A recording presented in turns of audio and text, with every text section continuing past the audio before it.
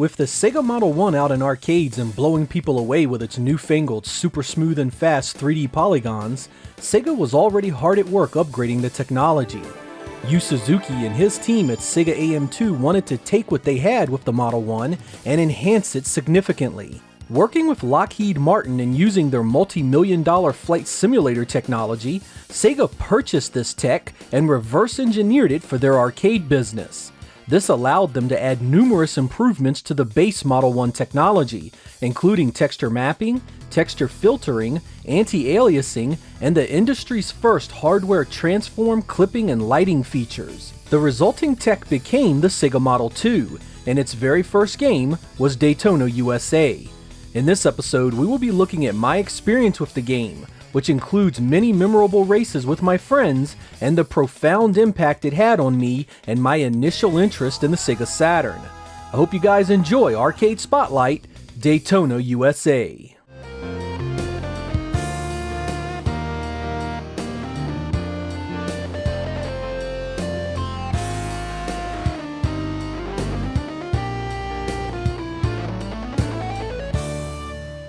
If you were an arcade goer like me in the early 1990s, you were already well aware of polygon games like Atari's Hard Driving and Namco's Starblade. These early 3D efforts certainly had an initial wow factor to them, but the gameplay left a lot to be desired.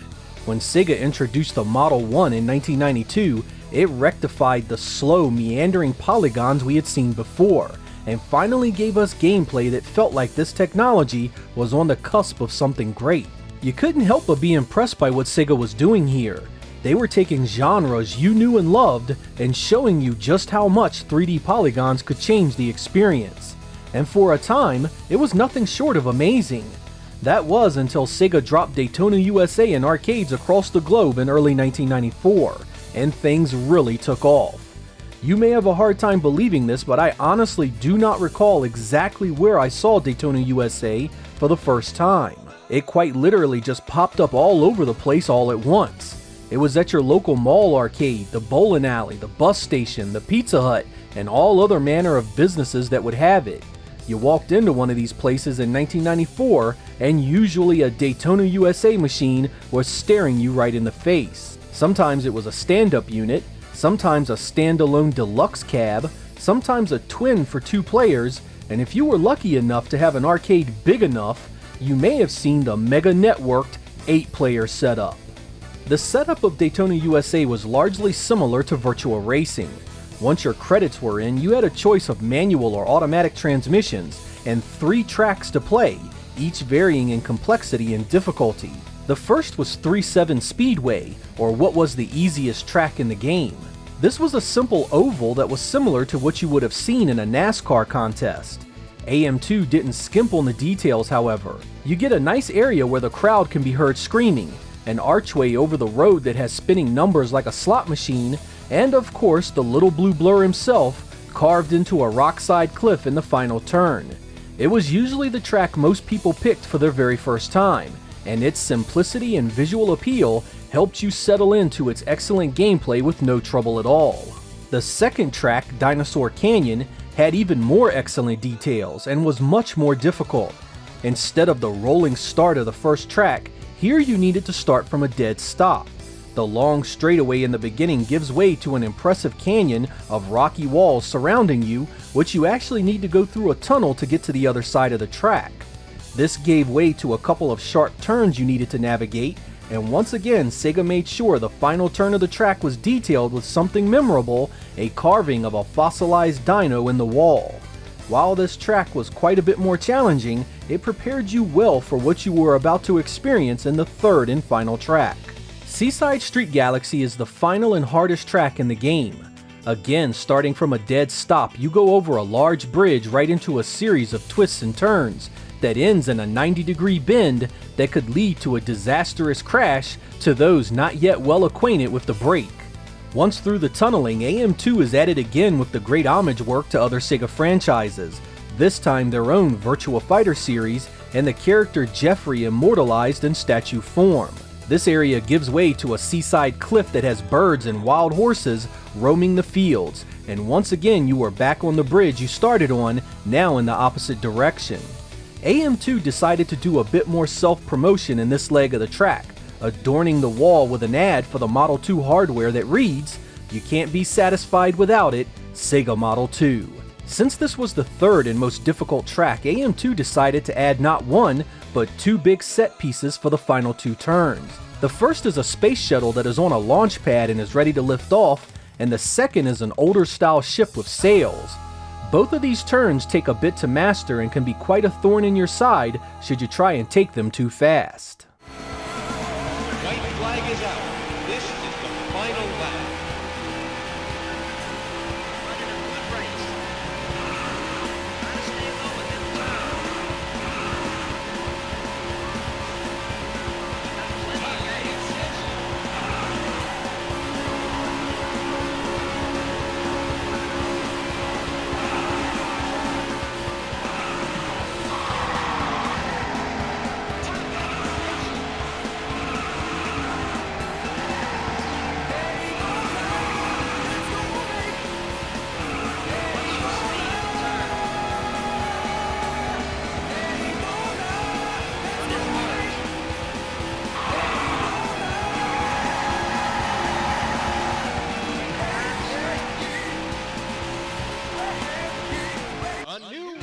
The magical thing about Daytona for me past its amazing visuals was definitely the excellent and instantly accessible gameplay.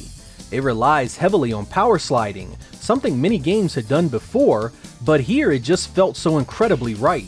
A simple downshifting of the gears or a tap of the brake would send your ass end around a turn, allowing you to keep much of the speed. This allowed a flow and cadence to the gameplay that never allowed it to feel slow or boring. The tracks were designed to take direct advantage of this speed and flow, and AM2 left out the extreme hairpin turns that typically could grind more realistic racing games to a halt. Its pick up and play appeal was instant and undeniable, and you always wanted to keep playing to improve. AM2 also devised a devious AI routine to help and hinder you depending on how you performed. If you were getting your ass kicked, the AI slowed down and stayed away from you. And if you were the one kicking the ass, the AI was fast and would actually try to impede your progress. I had an Aladdin's Castle near me back in the day, so I was privy to Namco's arcade games pretty much as soon as they were released. I had played their new Ridge Racer slightly before Daytona USA showed up, and had been blown away by that as well. Even seeing that before, Daytona USA was nothing short of breathtaking visually back then. Its ultra-smooth 60 frames per second was enough to drop your jaw, and those gorgeous textures and details all over the track were just icing on the cake. This entire engine was the kind of thing that made you crave the arcade experience. Well above any console or PC at the time, you simply could not get a visual experience like this anyplace else. It was a graphics masterclass that looked and ran as good or better than anything you'd ever seen before, and had more going on in the environment and more opponents on the racetrack with you than any racing game you'd ever played. Simply put, there was a moment in time when 3D polygon graphics made it clear that it was the unmistakable future of the hobby, and Daytona USA was among the first games that spearheaded that turn. Of course, the real long-term hook of the experience was the excellent multiplayer. Sitting next to a friend as the "Gentlemen, start your engines" came blasting over the speakers sent chills down your spine. Some of the battles my friends and I had were legendary, often resulting in trading paint and trying our best to send one another careening into the wall. These contests were bitter extensions of our manhood, trying to impose our will on one another for bragging rights, and walk away the champion of the day. It was every bit as competitive and alluring as a fighting game, and the desire to do well meant many a quarter had to be spent. Video game music had always been appealing to me, and here Daytona USA hits another home run.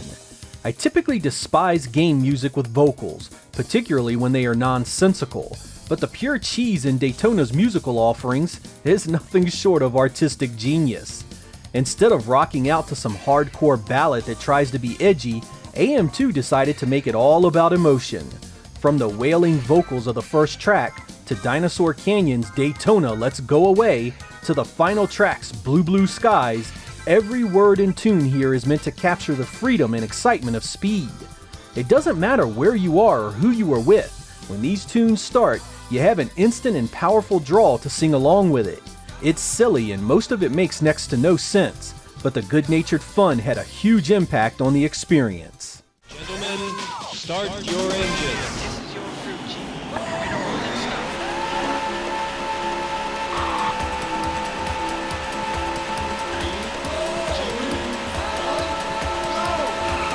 And they're underway.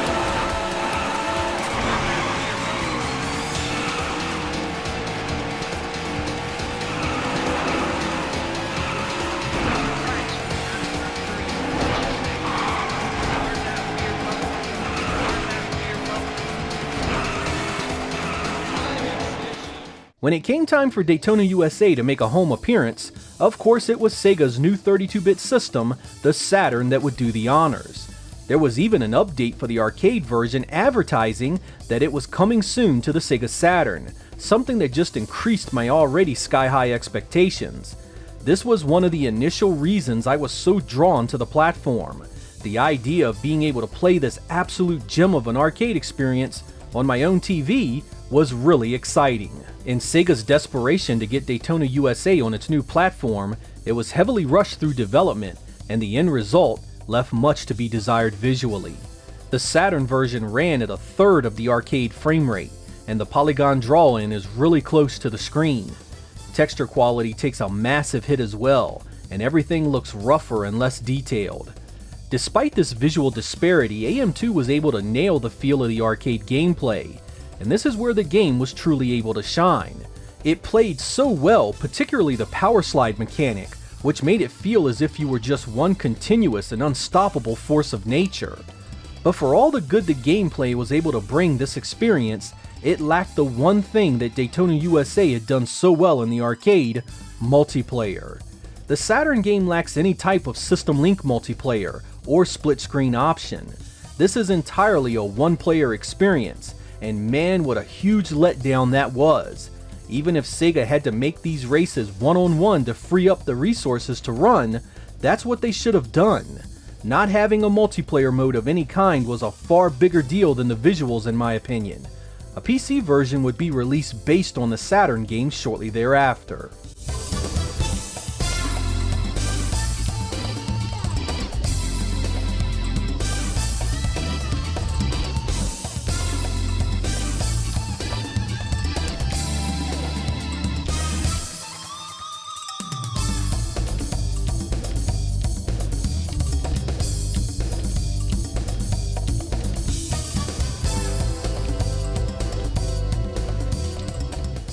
In a bid to fix the negative visual perceptions of the original game, Sega decided to remake it again for the Saturn.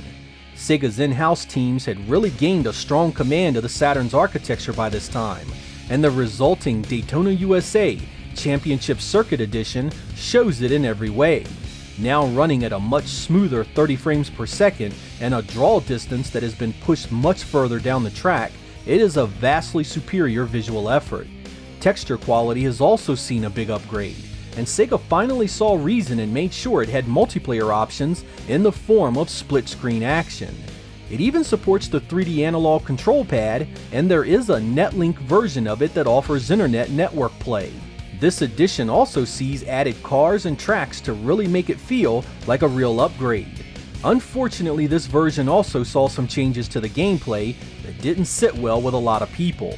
It feels very different from the first game on the Saturn, and does take time to get accustomed to.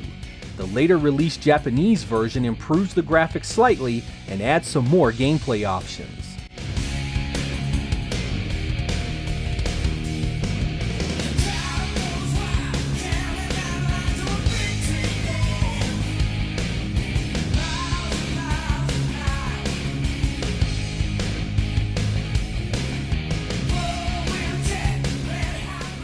Sega wasn't going to sit on the massive popularity of Daytona USA with a brand new console on the market, so they remade it yet again for the Dreamcast. Again, this remake sees a major improvement over the previous version, and thanks to the added technology of the Dreamcast, looks even better than the Model 2 original.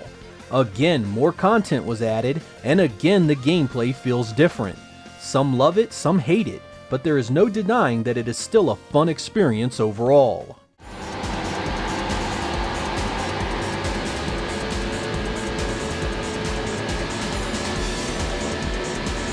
Stay low in the turn.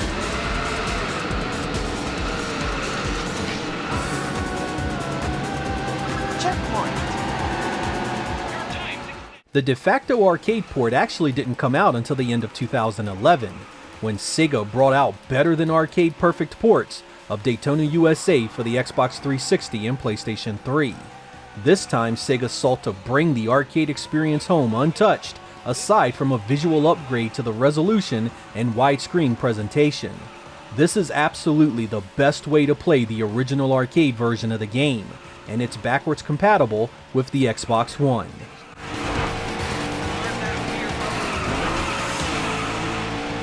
A new winner. Welcome to Victory Lane. You made it.